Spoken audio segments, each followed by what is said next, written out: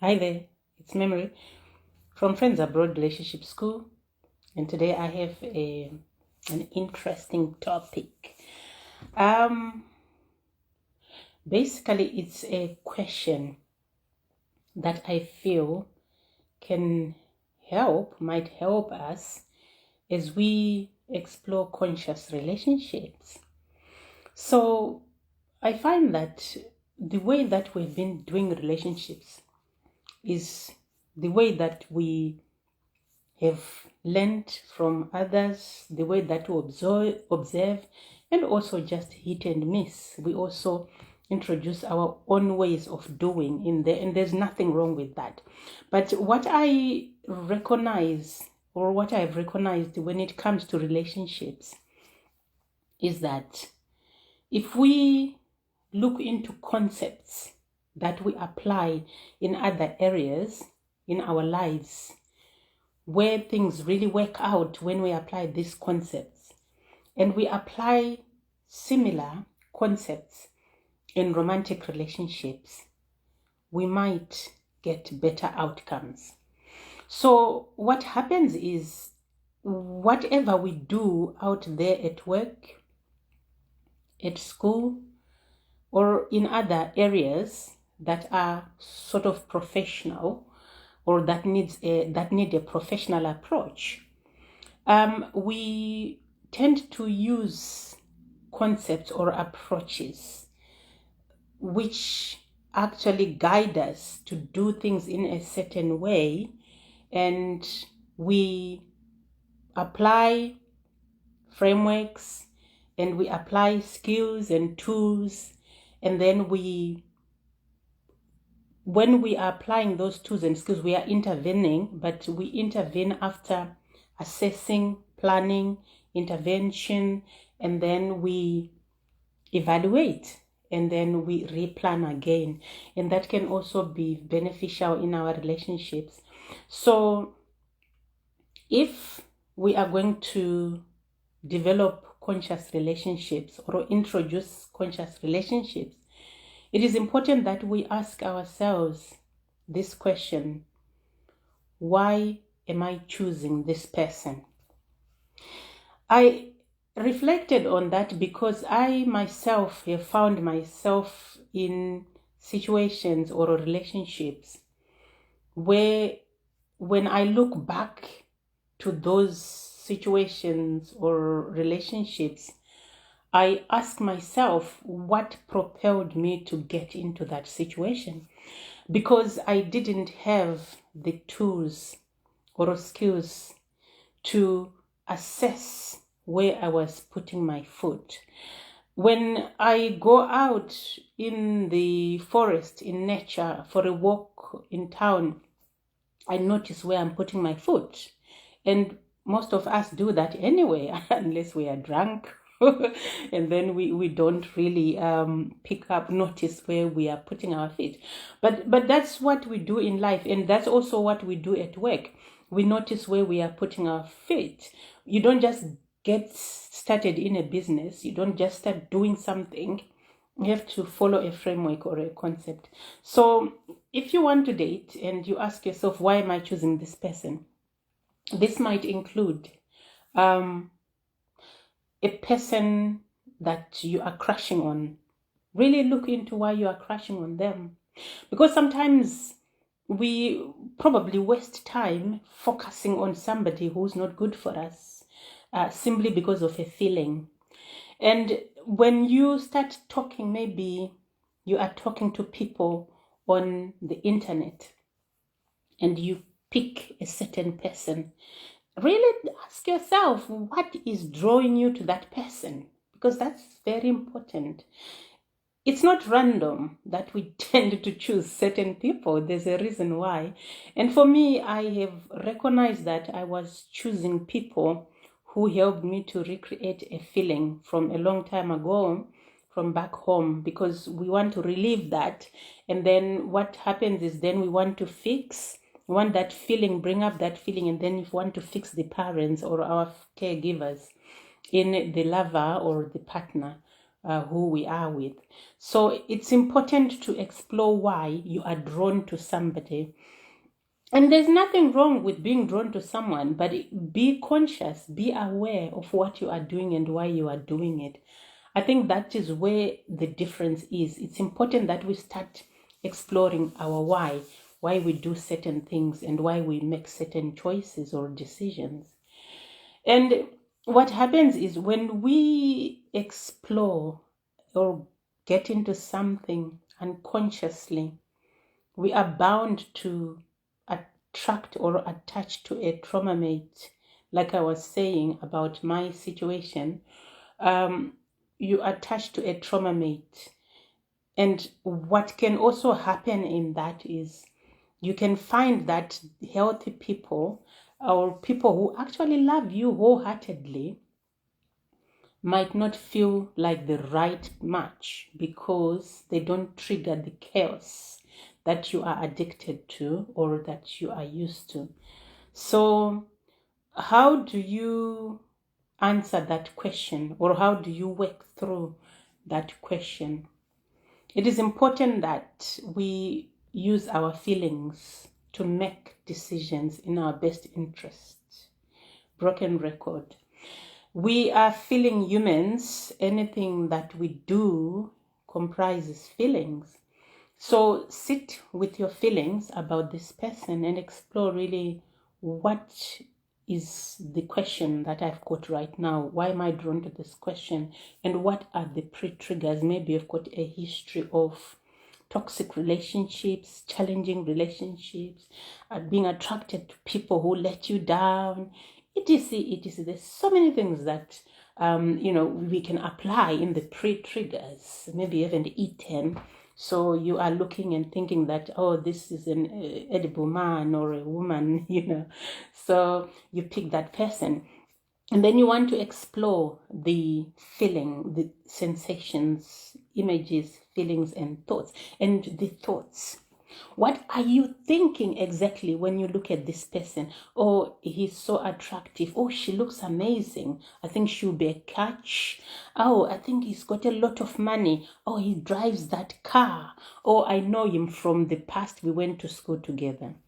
But the truth is that really enough for a relationship? You might know someone for a long time as a schoolmate from school, and maybe you have got mutual friends and all that, and you probably have been hanging out in some spaces together, but that doesn't make you the right match. Find out why exactly, because we can just go superficial and explore this. I know this person and all that, but there is more to a person that we don't know, and also there is more to how we might be feeling about this person, such that if we really dig deeper, we might recognize that actually what I am thinking about this person is not actually a compatibility factor.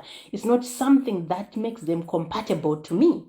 And that is very important, because sometimes we look at someone and they've got a lot of money and we are thinking that will be a good catch, but money doesn't make someone a good catch. They just make someone able to provide money. And maybe they are really good looking. Oh, he's so handsome, or she's so beautiful. Oh, I think I really want it. But is that a reason to actually build a relationship? Is that can you build a foundation for a relationship on beauty or handsome? That is not enough. Oh, I'm so, this person who has just accepted me. I haven't been with somebody for a while, so I think I'll give it a go. But is that good enough? Is that good enough? Is that a foundation again on which you can build a healthy relationship? Ask yourself that question. It's very important, because sometimes we base relationships on the wrong things, on the wrong qualities, on things that are not really helpful in the long run. Remember, you are going to live with the person. The money might be there. You might be in a beautiful big house, plots and all that. But are you fulfilled? That's the thing. We are not saying money is not important, but it's not the basis for you to get into a relationship with someone or to have a relationship with someone. And maybe they've got an education. I want someone who's educated. Nothing wrong with that. But then you see this person and he's got a PhD or a doctorate, so I want to be with them.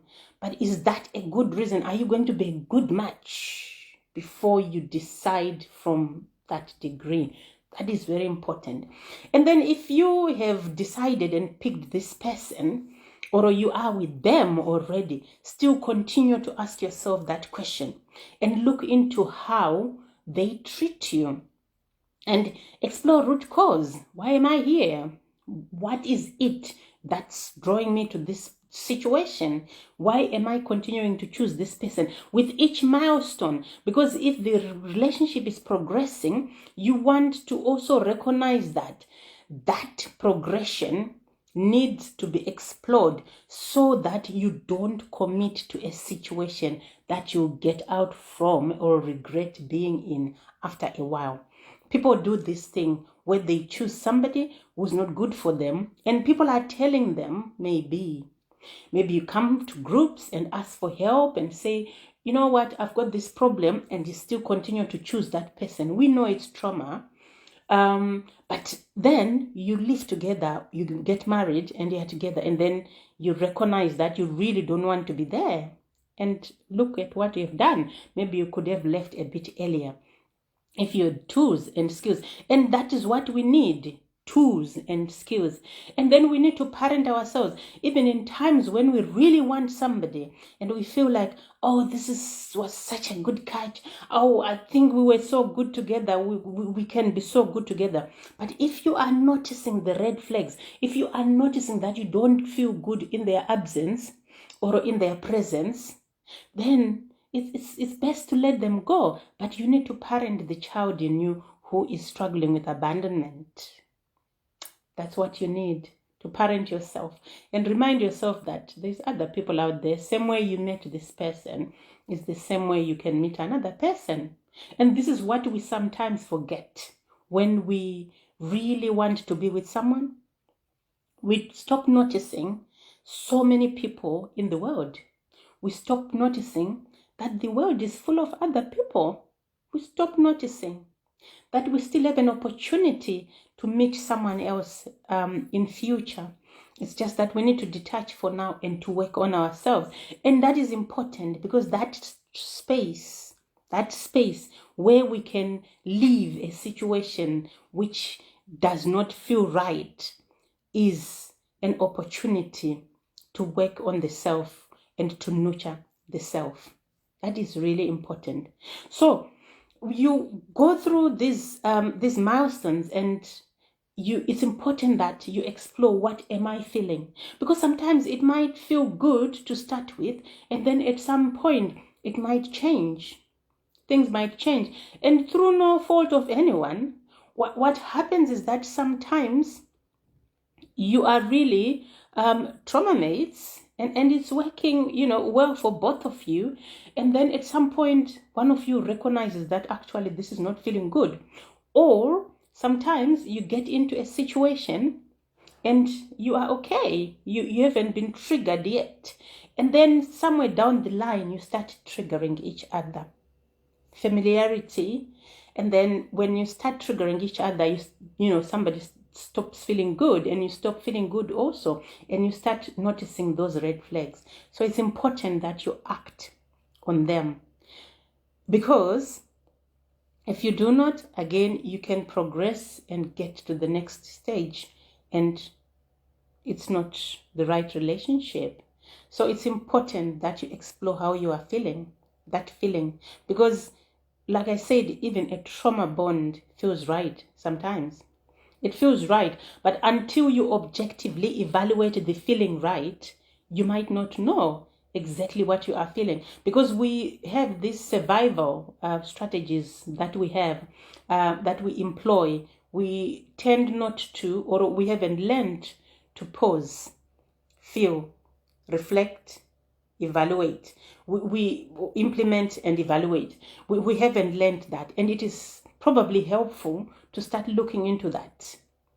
We do that at work, and there is nothing wrong with doing that with our relationships. It can probably help our relationships a lot as we make decisions and move forward and keep choosing each other. Recognize why you keep choosing someone. And when you also are consciously exploring why you are choosing somebody, what will happen is you can actually grow together, because you are conscious, you are recognizing that I'm choosing this person because this relationship makes me grow. We resolve conflict, there's open communication, we go through things, and we have conflict. It's part of life. Let's let's stop feeling like conflict is a bad thing. Conflict is not a bad thing. It's how we address it. And I'm not talking about Facebook, because or online. It's very difficult to resolve issues when you are writing things on, messages and exchanging messages. But in real life, we need to learn to communicate. We need to learn to detach. It's okay to detach sometimes. Take space and think through, or reflect and objectively evaluate and decide where you want to go with the situation. It's quite all right. It's quite normal. It's quite healthy, because sometimes it is best to do that than to bleed on other people, than to jump in and try to fix. So that's very important. And as you ask yourself these questions, you might also find that you'll be communicating with your partner, and you'll be noticing things, observing, like you do at work. You don't just get into work and do your work and then just forget about it. If it's a job where they do things consciously and outcomes matter, like many jobs anyway, any business that prioritizes its strategies and its outcomes, then you are going to assess and evaluate things that you do. You're going to go through that framework. You're going to go through that process. You're going to go through the concept that is applied at the workplace. So that's the same thing you can also do with your relationship. Assess, plan, implement, evaluate, and replan. And that is important, because then you won't be caught off guard. Red flags are not going to gather up until you've had enough. Because we have situations where we have enough. We've had enough because we have just let things deteriorate. We've just let the situation deteriorate. Why? Because we don't have tools and skills to apply in our day-to-day life and situations. We do not have the awareness yet that relationships need concepts, needs frameworks, need processes. We need to follow procedures in relationships just as we do at work. Very, very important. So don't just choose somebody to be in a relationship with. Don't just jump into, meeting someone and accepting things. And that's also especially involves sleeping with somebody. You need to sit down with yourself and find out why you are making the decision to sleep with someone. Is it just for pleasure? Or are you sleeping with this person because you are hoping that they will settle down with you? Are you sleeping with this person because you think you are in a relationship? And in that case, you need to step back and recognize that actually you need answers from you, not from the other person first. You need answers. You need to know, are you exclusive? Have you had the exclusivity chat? Are you in a relationship? Have you actually confirmed that you are in a relationship? Because sometimes you are just talking to somebody, you're just dating, and someone does not think you are in a relationship. And sometimes someone is not looking for the same thing as you. So you need to reflect on what it is that you want to do before you do it. Why you are going to do that thing before you do it. And whether you are going to do it with somebody who's on the same page and who's thinking the same thoughts as you along the, about that same thing. It is very important that we explore or approach our relationships consciously. and we just don't jump into things, jump into deciding to be with somebody, jump into going out with a person. Understand why you are doing that. And sometimes you need to have conversations around that. What are you looking for? Because I'm looking for a committed relationship. Because maybe you are choosing somebody who's not looking for a committed relationship. Maybe you are choosing somebody who's looking for friends with benefits. But because they look really attractive, you are thinking that maybe we can just get into a relationship. I found him, I found her. So it's very important that we approach our relationships consciously. I hope that was helpful. And I hope you continue to work on the quality of your life before relationships and to keep asking yourself these questions. It's important that we ask ourselves questions, because then when something happens, we do know why we are doing what we are doing and what we need to do differently, or whether what we are doing is going to save us, rather than maybe then blame somebody and said, well, I thought we're in a relationship, but would you not have asked yourself first and them to find out where you stand? Quality life before relationships. See you soon. Bye-bye.